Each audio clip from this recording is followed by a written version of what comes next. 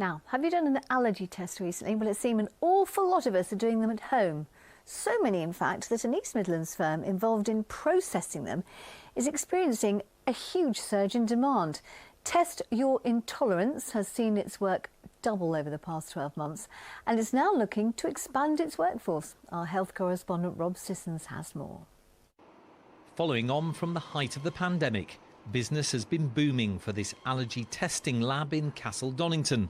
Going for 14 years, in January they did more than 12,000 allergy tests, double that month the year before. And they reckon NHS delays are among the reasons why.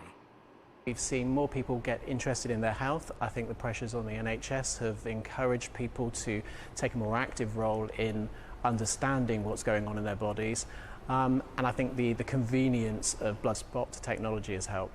It's a finger prick blood test that's used for the allergy testing. It usually hurts probably about 2 or 3 days afterwards, because at that point you usually forget that you've done it. You've taken your plaster off and you're doing your usual thing, and then sometimes I put my hand in my pocket or in my wallet or something and catch it and go, oh yeah, I forgot about that. So. It all starts with this, dried blood samples. They're reconstituted.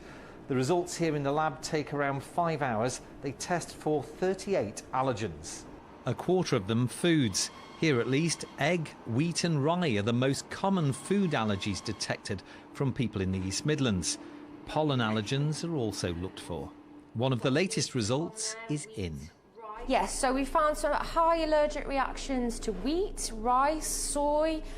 We've got hazelnut and almond in there, and then on the hay fever side we've got timothy grass as a high reaction. They claim the test is over 70% accurate. We see ourselves as the start of someone's journey.